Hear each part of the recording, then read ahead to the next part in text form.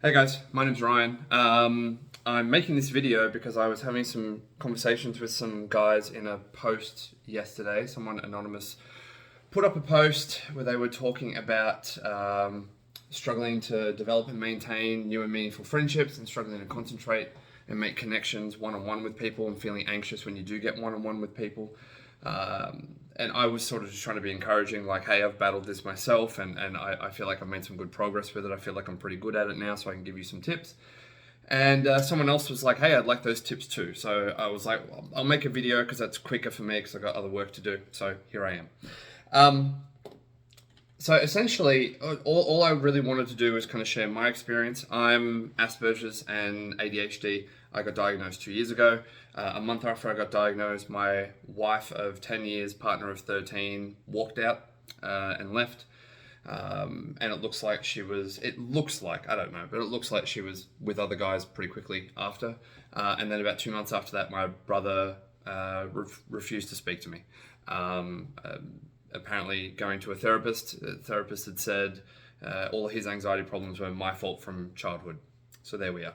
But I've experienced a lot of social issues. I've had a lot of friends, battles, people walk out on me. A number of people say they've just given up on me. So I've struggled socially, but I do pretty well with it now. And the number one thing really has been, as cliche as it is to not give up. The more I view it as a skill deficit, I think being autistic and having ADHD are two things that we know socially make that more difficult in some realms. So simply just viewing it as a skill deficiency has helped me a lot. It's not that I'm defective or I'm an awful person. It's like, hey, I have to learn to meet people where they're at. As much as it's up to me, and then how they respond is sort of up to them. And that really has worked well. So sort of what I want to do was give you some very rough background of my experience, and then sort of some things I've done that help me in social situations. I won't say that I've got this fixed. I still get socially anxious, but I'm a lot more socially confident. And so I've written a few notes. I'm just going to go through them, and hopefully that helps some people. So another thing that's really helped me, I think my ASD works for me in black and white thinking sometimes is really helpful. I think the reality is ultimately everyone is in this life for themselves. And I don't think that's a bad thing. I think that's just human nature, right? You walk in your own shoes. And so what I mean by that is no one is, I see so many people with ADHD in particular and ASD who want other people, please understand me, please care about me. And it's normal to desire that, but I think that sets you up for failure because you're setting an expectation, and it's going to be extremely rare that you find someone who will genuinely meet you on that level. And just accepting that as part of the reality actually helps a lot because it takes the expectations way down. So high hopes, high hope is good, high ambition, low expectations. So there's something, what's the name of the book? I forget the name of the book. I was reading a book on business actually, and there was a concept in this book called the Stockdale Paradox. And you can go look it up. Go look up the Stockdale Paradox. It's an interesting story. But the summary of it is, it's sort of the perspective of any given problem is facing the full reality of your problem while still being optimistic or hopeful for the future that things will improve, but still dealing with the problem that's in front of you. That's really, really helpful. So when it comes to conversation, some tips that have worked really, really well for me, and obviously being autistic, I sort of think in scripts a little bit. The more you practice it, the more it becomes more natural. So the way that I talk now, I sort of had to teach myself how to speak this way, my physical mannerisms. You might think that I'm speaking quite quickly. This is dialed down, man. I can really dial it up. So I've had to learn to speak a lot slower. For the sake of brevity, I'm trying to get through this a bit quicker. But yeah, so here are some sort of tips. Another thought that's really helped me is you're going to die one day, so who cares? Like, you're not going to be remembered. So screw up. If people are going to judge you that harshly and that quickly, if you say the wrong thing, do the wrong thing, according to them, whatever, it's just, no one's going to be remembered. Just, who cares? And you might say, I care because I'm alone and I just keep feeling like I go through all these rejections. I get it. I don't have time in this video to go into why I get it, but seriously, I do get it. but you're sort of out of options. If you take it to heart every single time, that's only going to hold you back. So at some point, you have to develop a little bit of a callus, I think, and just be like, water off a duck's back, cool, and just keep going. Okay. Some lessons from public speaking. One thing I noticed in school, oddly enough, I like public speaking. I struggled one-on-one, so I really, really relate to this individual's post. I struggled one-on-one, but public speaking, I got my head around pretty quickly when I was in school, because I had this realization. I'm like, the kids that we as the audience laugh at the most and cringe at the most are the ones who are clearly already uncomfortable. If a kid goes up there and fumbles their palm cards and drops them all over the floor and goes, whoops, and they pick them up and they casually, calmly keep reading, you as the audience member don't care, because they don't care. As soon as they're like, oh, and they're like a tear comes down their eye when they drop their thing and they look and feel stupid, that's when you judge them more harshly. So that was a really good lesson for me, is when I'm in sort of social situations, is like, again, care a little less, fumble the ball. And when you do, just own it.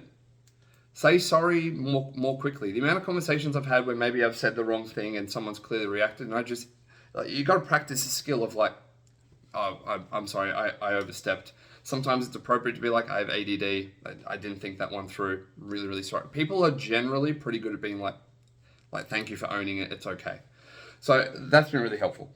Probably the best tip I have in here for people is take a real interest. Use your hyperfocus. Use your hyperfocus to your advantage. Be fascinated by the people you're talking to, right? So I'm not self-promoting. I have my own business. I coach like fitness stuff, right? So I have people that come to my studio, which is a benefit because I've gotten better socially because I meet so many different people.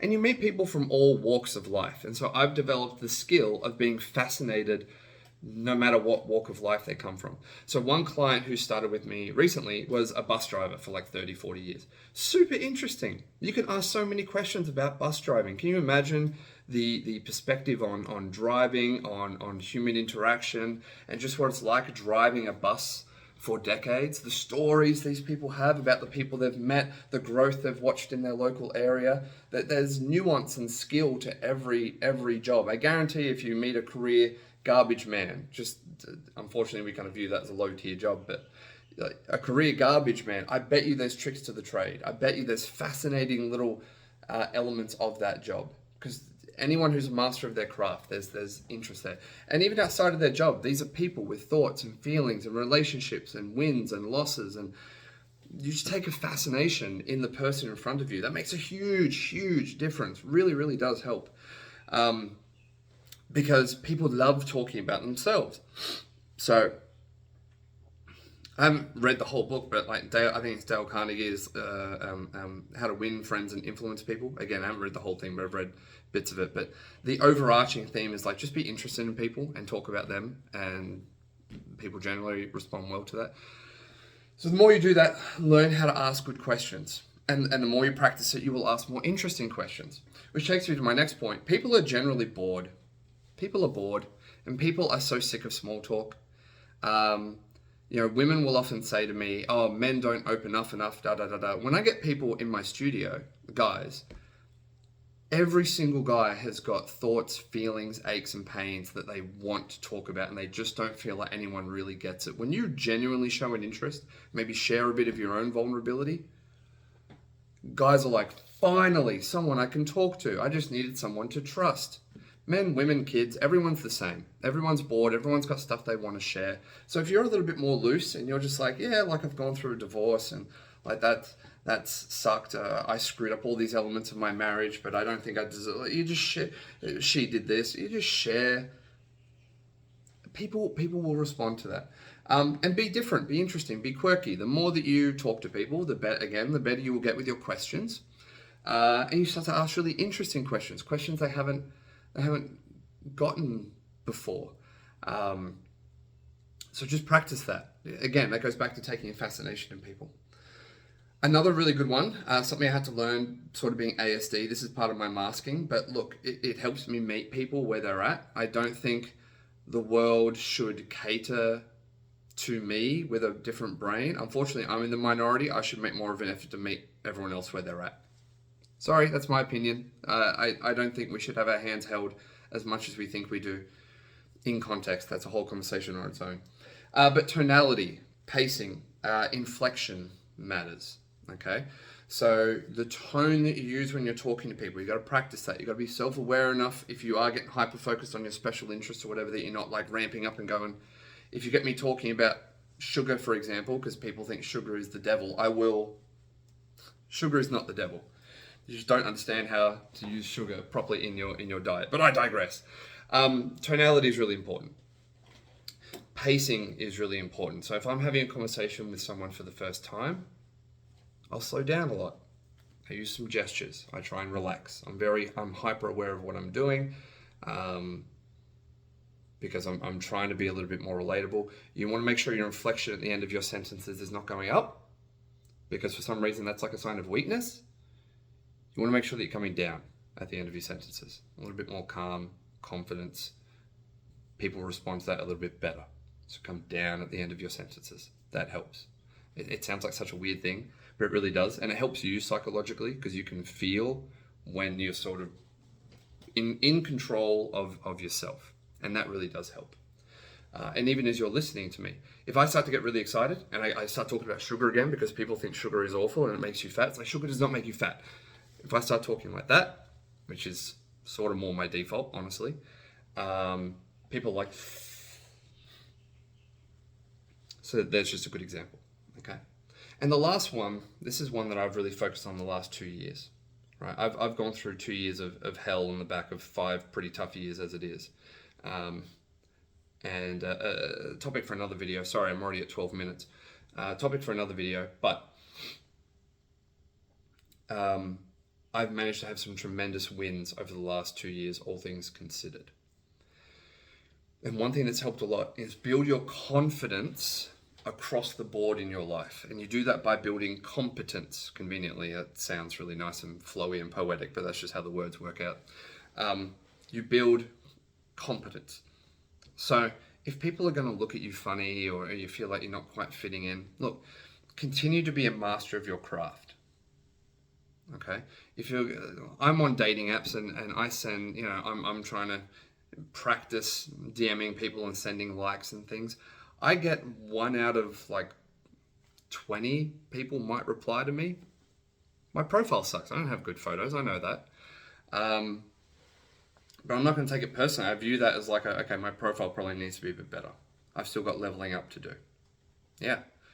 I don't take shit as personally anymore, because I've seen my competence build in other areas. And the more competent I get, the more I'm in the gym, I get bigger and stronger. I do Brazilian Jiu-Jitsu. I'd like to go do other martial arts. I'm ticking boxes I think are pretty good for men to tick. Business is going pretty well. So I'm earning a bit better and providing for my children. I have 50% custody of them. I'm building competence in multiple areas of life. And so when people don't really jive with me anymore, my brain doesn't go, you've got nothing. I'm like, dude, I'm kicking ass in multiple areas of life. I don't need that person. It's fine, whatever. I'm going to keep carrying on. If they ever complain against me that is legitimate, I'm going to work on that. If they're just having a whinge because they don't like that I'm a straight talker, okay, sorry, man. I don't care. Okay, I'm just going to carry on. That's why I don't mind making this video. There are probably people who might watch this all the way through and think that I'm a dickhead, and people might watch this all the way through and be like, that was really helpful. Great. I don't care either way. Well, I care more about if you like it than cool, I've helped someone. But if you don't, I don't care. You don't know me from a bar of soap. You've got a 14-minute glimpse into a 32-year-old's big life. You don't know anything about me. So yeah, that's sort of how it might be a bit long-winded, but that's how I approach helping with one-on-one conversations. I tried to go kind of a bit broader to add some context to how I come into those one-on-one conversations. But one-on-one is just be aware of sort of how you're speaking, be fascinated by people, learn to take a real interest, ask good questions. And then outside of those one-on-ones, continue to build yourself. Put yourself in more situations where you meet more people, excel at your career, be a better friend. Maybe if you want friendships, ask yourself, do I check in with the friends that I do have? Do I cook people meals and help them out? Do you do things to be a good friend? Because sometimes the answer is no. So maybe that's where you have to start. All right, my phone's about to die, so I'm going to shut up now. Hope this has helped. Have a good one. Cheers.